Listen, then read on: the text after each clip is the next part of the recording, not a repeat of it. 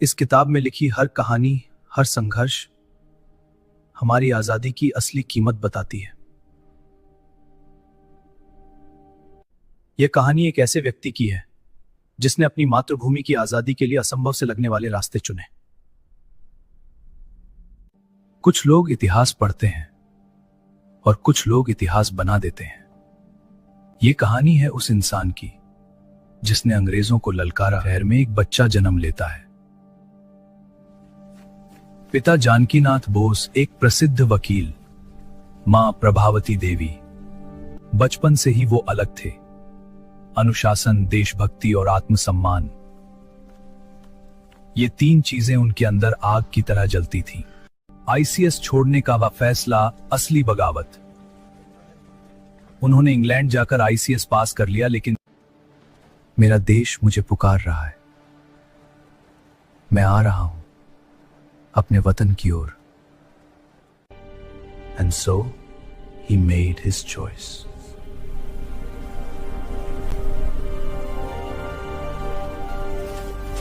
लेकिन जब देश गुलाम हो तो आराम की नौकरी किस काम की।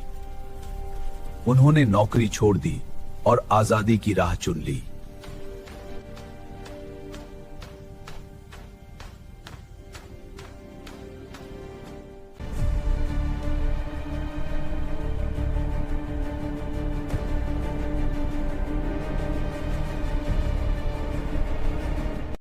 वो दिन था जब इतिहास ने एक नया मोड़ लिया।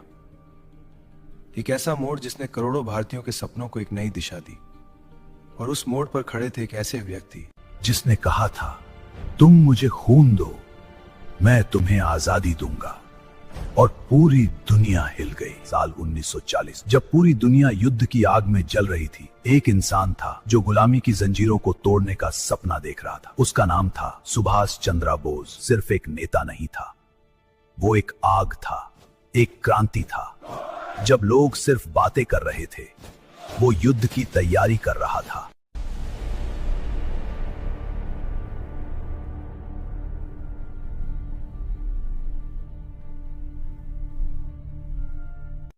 मेरी सोच गांधी और नेहरू से नहीं मिलती थी, इसलिए मैंने उनका साथ छोड़कर अपना अलग रास्ता चुना।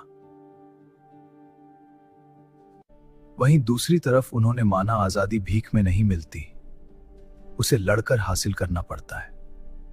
उन्होंने कांग्रेस का रास्ता छोड़ दिया और अपना अलग मिशन शुरू किया,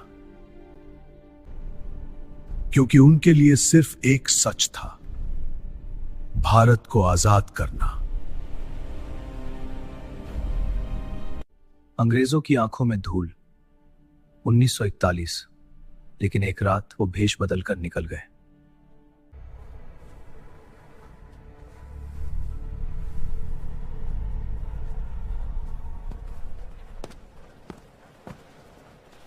कभी अफगानिस्तान, कभी जर्मनी और फिर जापान। वो दुनिया को जोड़ रहा था सिर्फ एक मकसद के लिए, भारत की आजादी।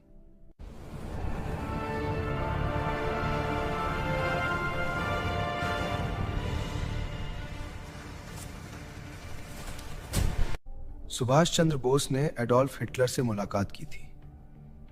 द्वितीय विश्व युद्ध के दौरान यह एक गुप्त और ऐतिहासिक बैठक थी। वहां उनकी मुलाकात हुई एडोल्फ हिटलर से। उन्होंने जर्मनी से मदद मांगी ताकि भारत को आजाद कराया जा सके। फिर वे जापान पहुंचे और वहां उन्होंने बनाई आजाद हिंद फौज।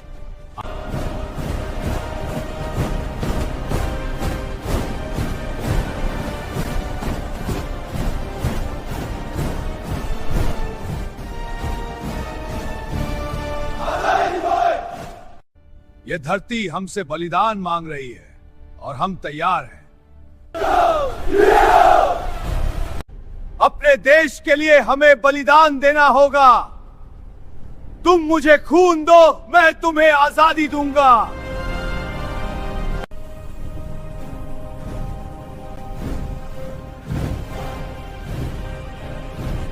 या नारा, दिल्ली चलो।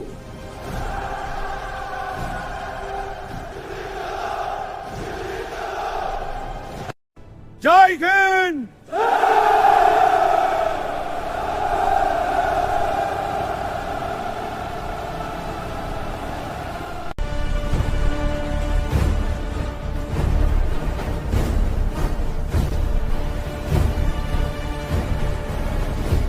वो सिर्फ एक लड़ाई नहीं थी, वो एक जुनून था।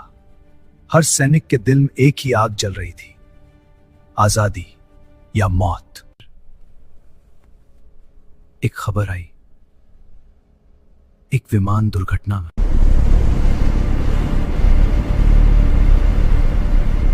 नेताजी अब नहीं रहे।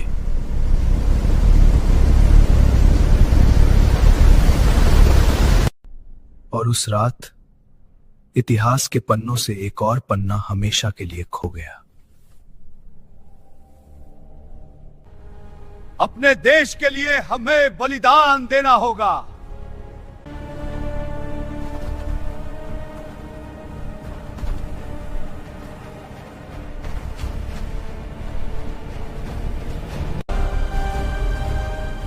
मरकर खत्म नहीं होते, वो इतिहास बन जाते हैं। इस वीडियो के माध्यम से हमने राजनीति और इतिहास से जुड़ी कुछ बातों को प्रस्तुत करने का प्रयास किया है। यदि इसमें किसी प्रकार की त्रुटि रह गई हो तो उसके लिए हम क्षमा चाहते हैं। इस वीडियो का उद्देश्य केवल मनोरंजन, जागरूकता और ऐतिहासिक जानकारी साझा करना है। किसी भी व्यक्ति, संस्था या विचारधारा की भावनाओं को ठेस पहुंचाना हमारा उद्देश्य नहीं है। हमारा उद्देश्य सिर्फ लोगों को जोड़ना और सच्चाई से रूबरू कराना है। अगर आप में सच्चाई सुनने की हिम्मत है तो एंजल स्टॉक्स को जरूर सब्सक्राइब करें। आज़ाद हिंद जिंदाबाद।